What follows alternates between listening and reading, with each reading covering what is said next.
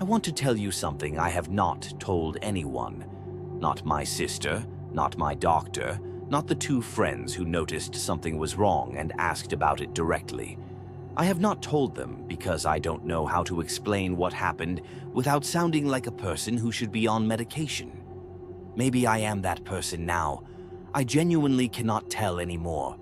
What I can tell you is that 3 months ago I spent one night in a lighthouse on the Cornish coast, got paid £4,000 for it, and have not slept a full night since. My name is Callum.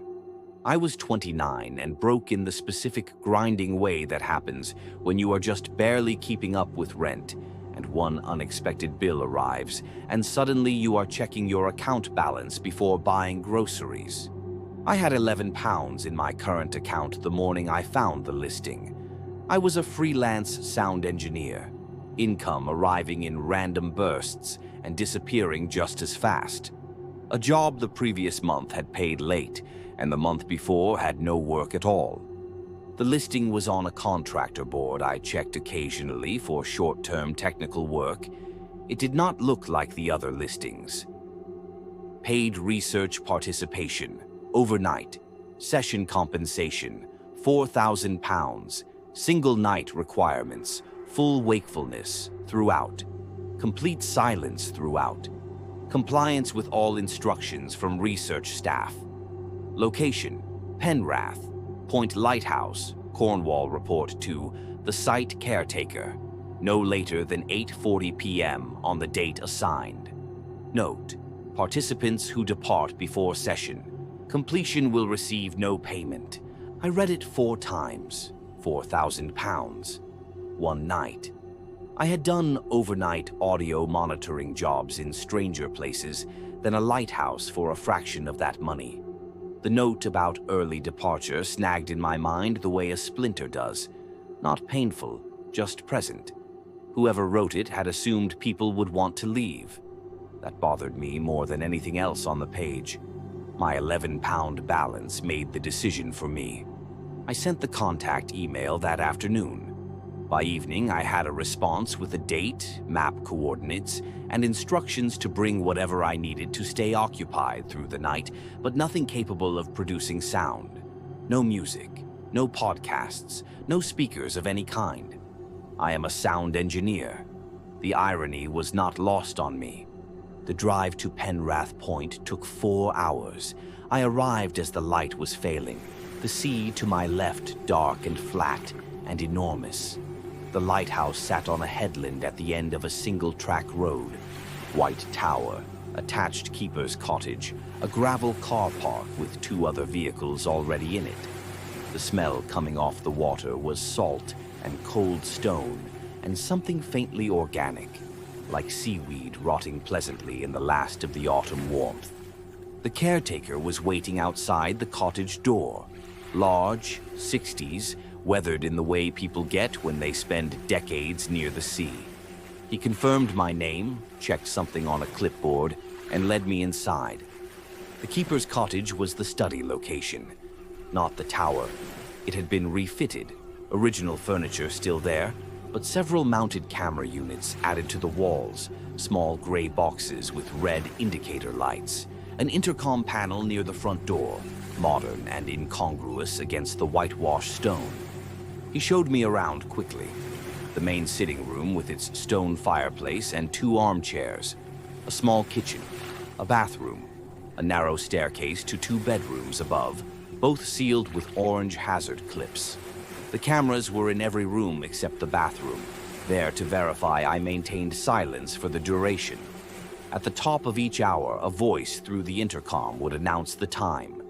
That, he said, was the only thing I would hear through it. I asked if there were other participants. He said the study used single occupancy sessions, 1 participant per night. I asked what the study was actually measuring. He looked at me for a moment.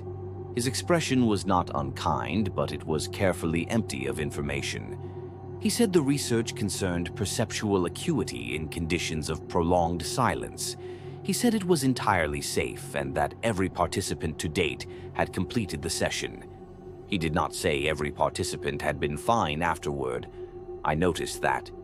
He pointed out the consent forms on the table, a thick stapled packet, and told me to sign the last page and leave the rest on the kitchen counter. He told me the session began when he closed the front door behind him. He reminded me about the compensation forfeiture for early departure. Then he left.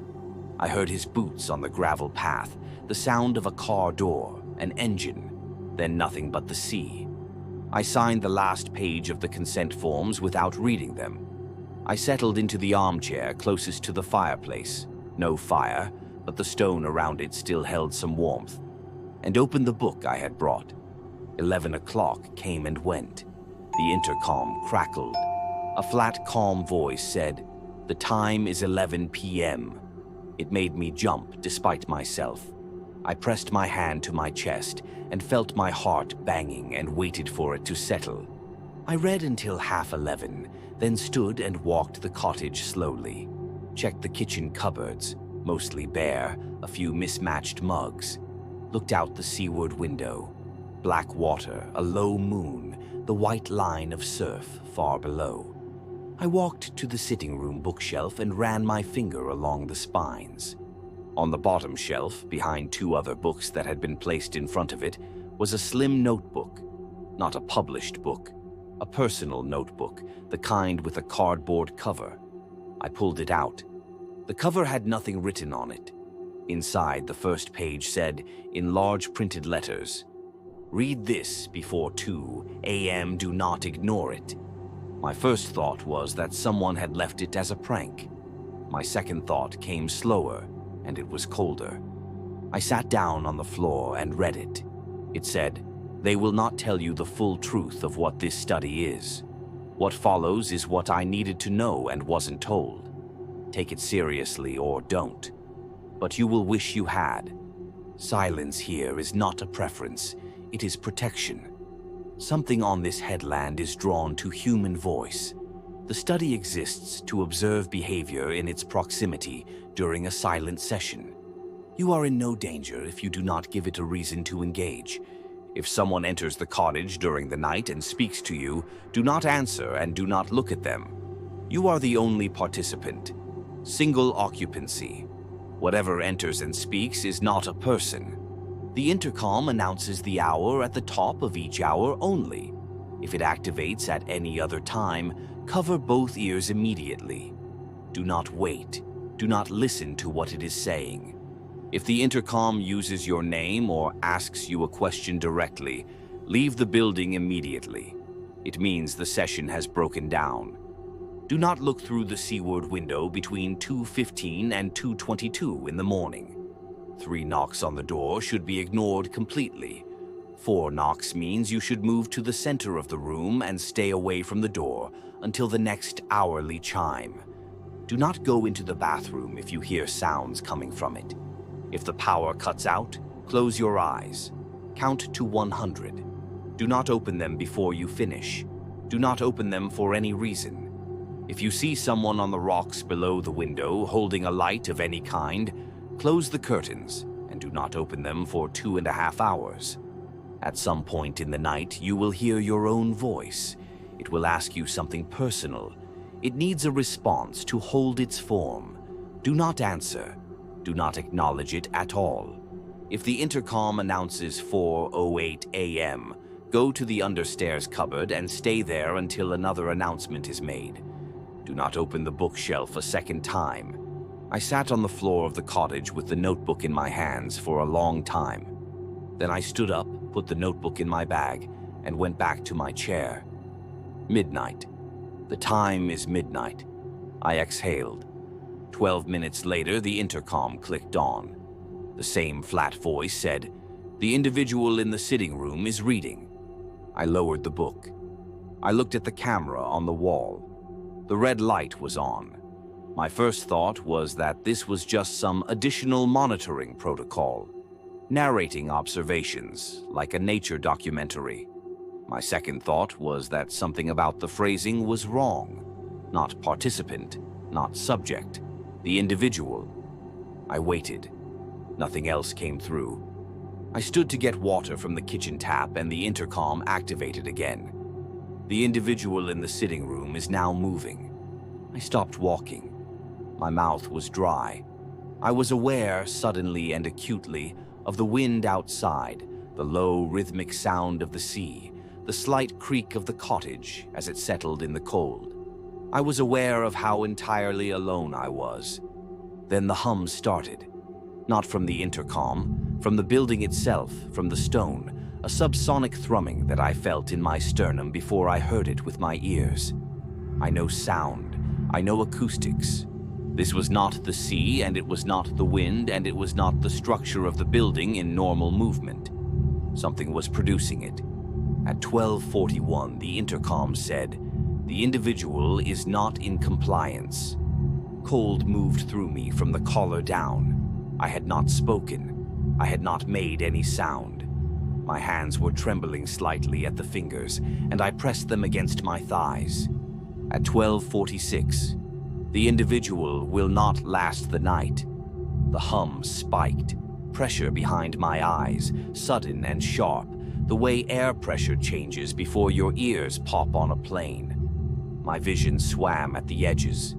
The notebook. I had put it in my bag.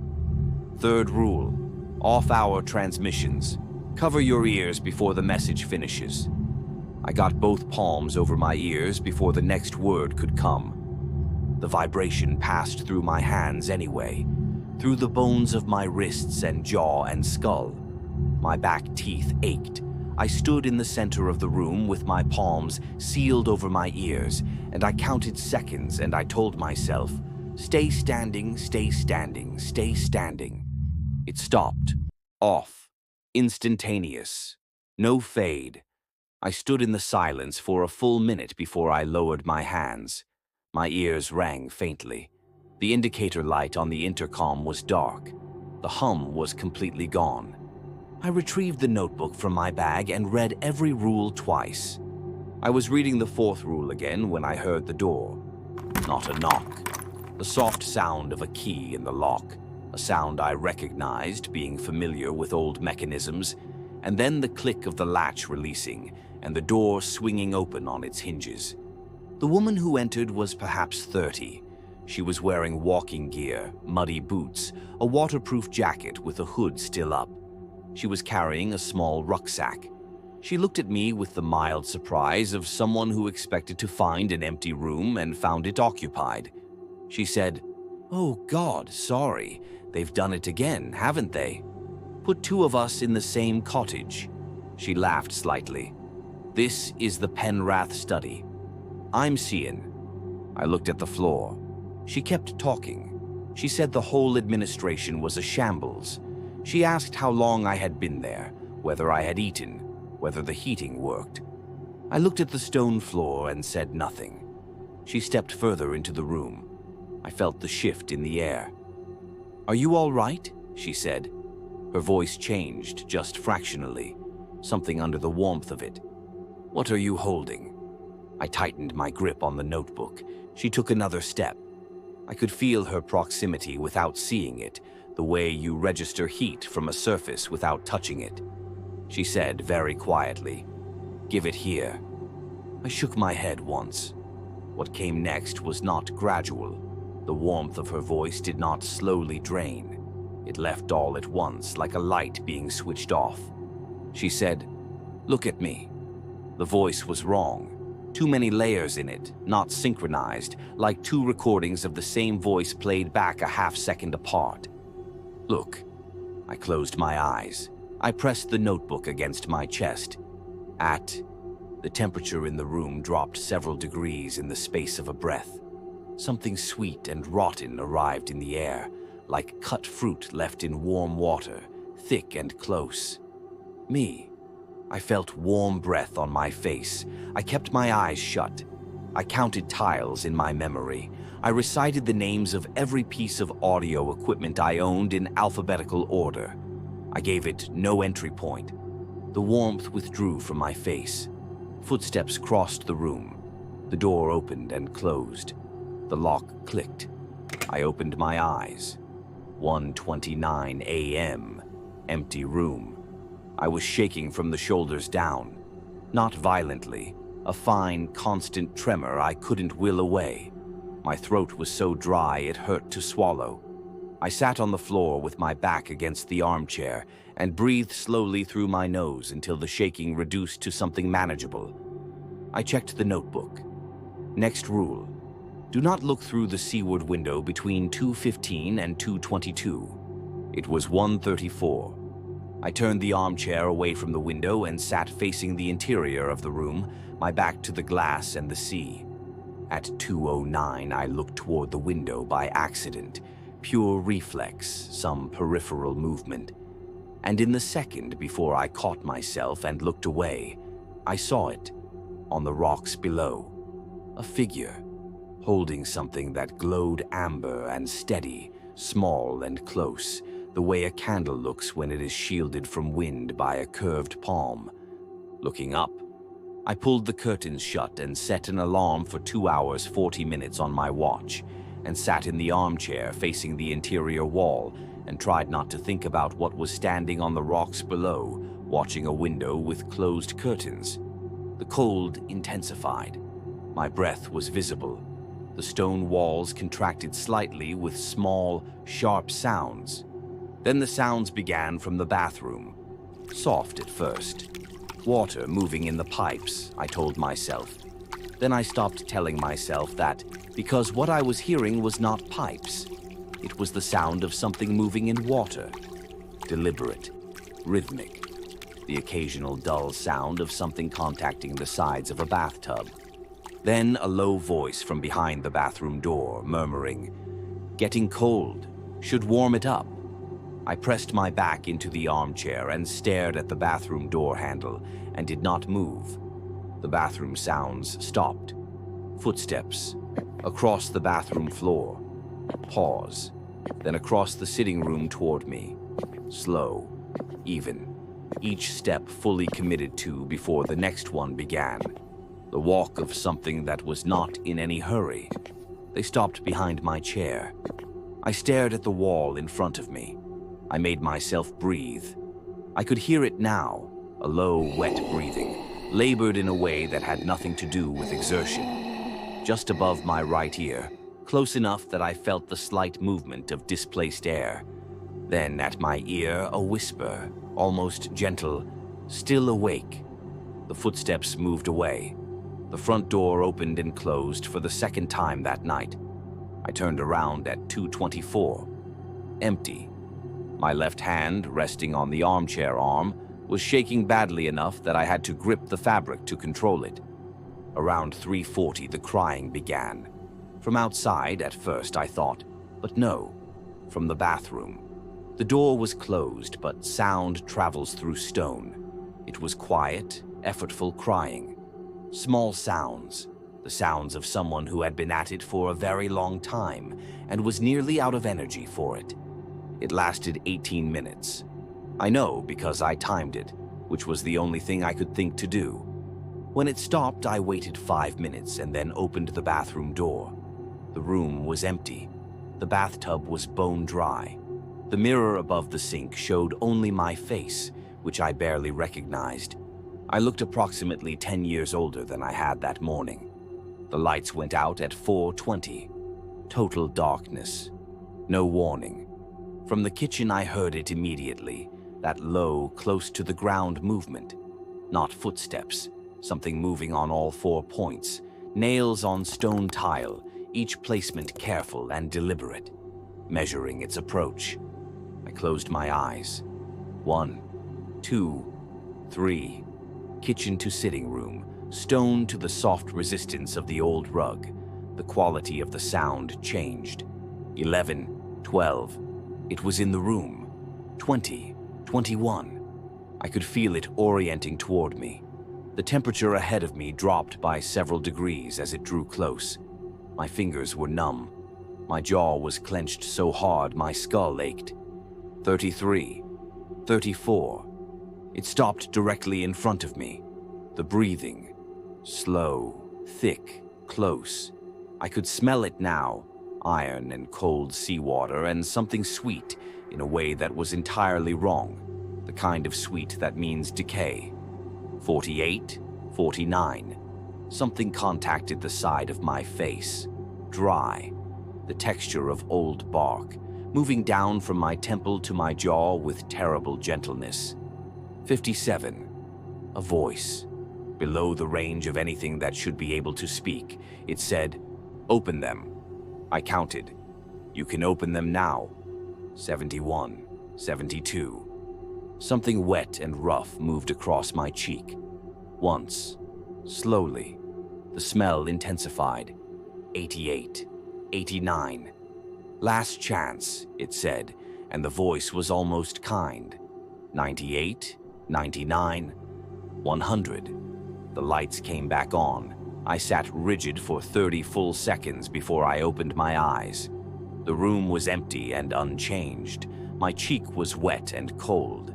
The clock on the mantel read 4:51 a.m. I went to the bathroom and pressed a towel to my face and held it there. I spent the rest of the night sitting on the bathroom floor with the light on and my back to the wall. Somewhere around 5:15, I heard my voice. External. Real as a second person in the room. My exact intonation, my specific rhythm, the slight upward lilt I have at the end of declarative sentences that I've been told about but can never hear in myself. It said, "You knew your father was unwell and you chose not to visit." I said nothing. "You had the time. You chose not to go." I looked at the bathroom tiles and breathed. It tried 11 different versions of the same wound over 2.5 hours. I gave it nothing. Not a syllable. Not a sharp exhale. Nothing. At 7:30, the light under the bathroom door changed. Gray morning pressing under the gap. The voice stopped mid-sentence. I waited until 8 before I came out of the bathroom. I sat in the armchair and watched the front door and did not sleep and did not speak. At 9 a.m. exactly, the intercom chimed. "The time is 9 a.m. The session has concluded." The front door unlocked on its own. The caretaker was on the gravel path, as if he had simply been waiting. He handed me an envelope without preamble. Inside was a bank transfer confirmation for £4,000 and a small printed card with a phone number. He said my compliance had been exemplary, that the data from my session would be very useful, and that if I was interested in future sessions, different locations, different configurations, I should use the number on the card.